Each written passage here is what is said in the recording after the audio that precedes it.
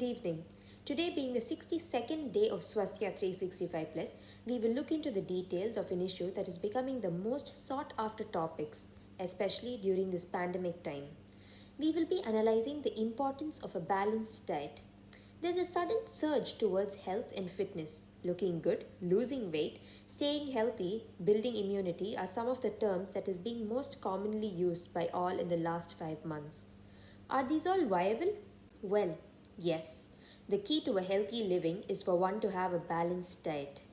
The next question is, what is a balanced diet?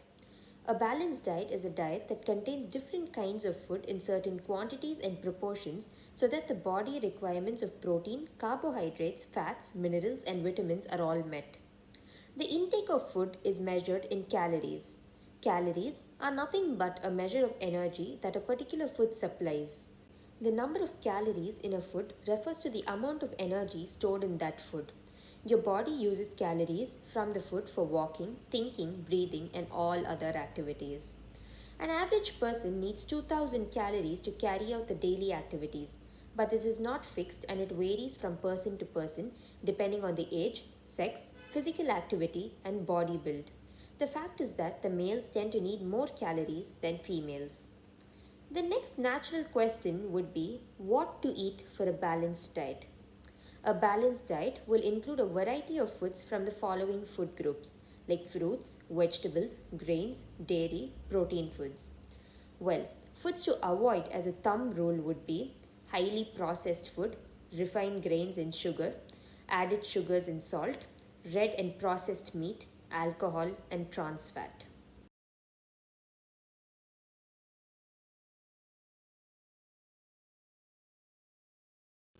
Let us analyze our food groups a little in detail.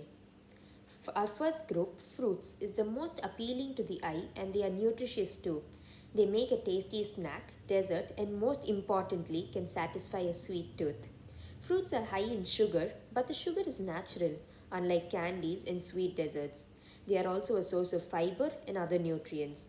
This means that they are less likely to cause a sugar spike and they will boost the body's supply of essential vitamins, minerals, and antioxidants. But please note, if a person is diabetic, then all fruits are not suitable.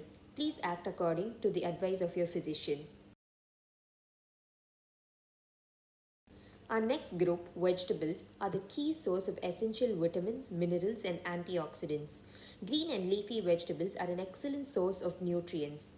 They include spinach, kale, broccoli, beans, etc.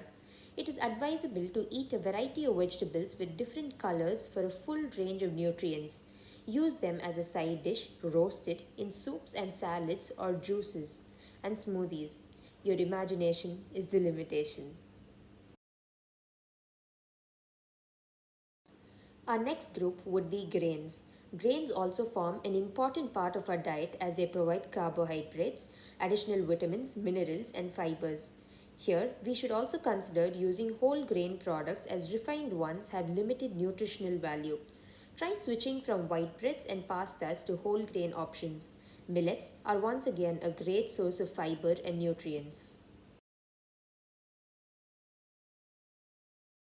Proteins is next.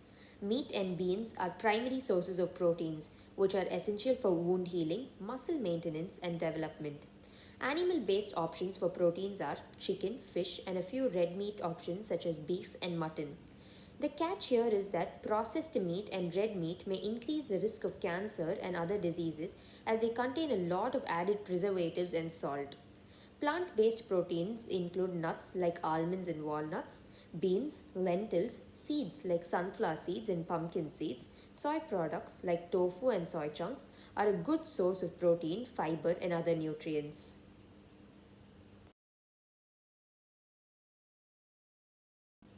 Dairy products are a good source of protein, calcium, and vitamin D.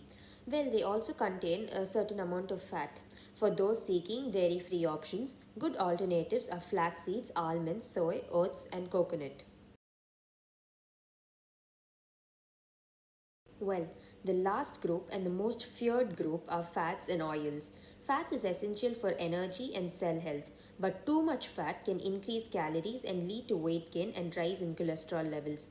Smart use of oils is always welcome.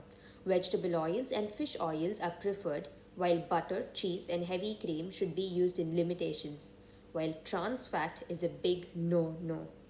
Deep fried foods and are high in calories but low in nutritive values. They are to be avoided to the maximum. Foods that provide mainly calories and very little nutrients are known as empty calories. The foods that fall in this category are cakes, cookies, donuts, ice creams, chips, fries, pizzas, and sodas. To maintain good health, limit the consumption of foods with empty calories.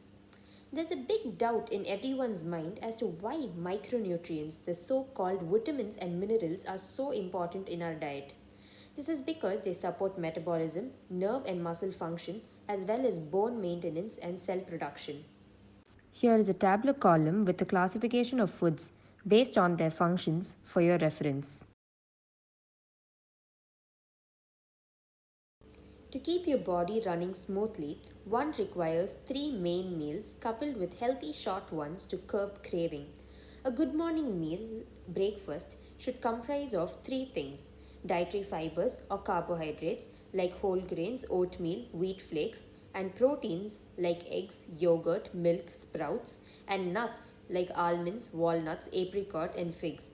Choose wisely and plan an interesting meal. Well, lunch can be a mix of high fiber whole grains like rice, barley, jowar, millets, with some sources of proteins like paneer, pulses, chicken, or fish. To complement these, add probiotics like yogurt or buttermilk. And the final touch is by fresh salads and vegetables to complete the meal. The last meal for the day should be a filling and satisfying one. But to maintain a healthy balance, we need to pick on foods with high protein and fiber or satiety value that keeps you full for longer. Fill the plates with green veggies and limit the carbs but do not cut them off. Combine them with healthy proteins such as fish, chicken, paneer, tofu, nuts, and seeds. Your body will use these for regeneration and repair overnight. The in between short meals are the toughest to satisfy. Give up on snacking and trade the junk food for fresh fruits, hung curd dips, nuts, or salads. Eating small but frequent meals would be ideal, but remember never to overeat. Now we are aware of what to eat. When you eat is also equally important. The timing of meals is a key to smooth digestion. There should be a 3-hour gap between breakfast, lunch, and tea. Breakfast should be taken about 1.5 hours after waking up, while dinner should be enjoyed 2 hours before going to bed. So remember to fuel up at the right time. A simple thumb rule to stay healthy is to eat our home cooked food, as it is the tried and tested one over generations. Well, that does not mean eating out is banned, but should be limited.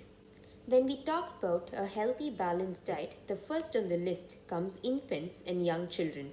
The first 2 years of a child's life is crucial, and optimal nutrition fosters healthy growth.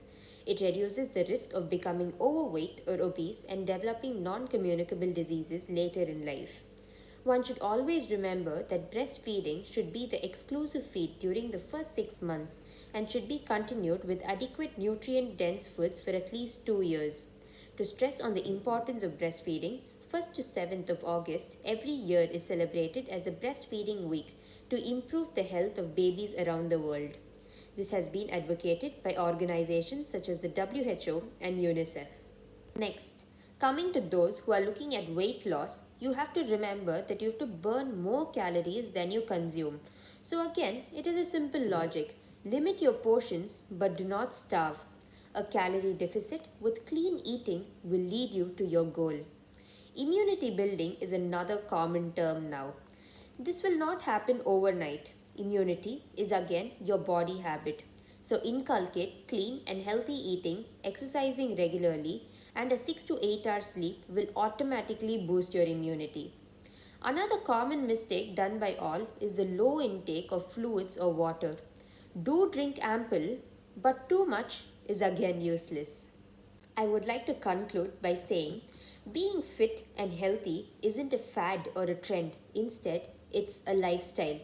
It's never too late to make a change. Do it today, for the change slowly becomes a habit and after 3 months, it becomes your way of life. Thank you. Stay safe, stay healthy.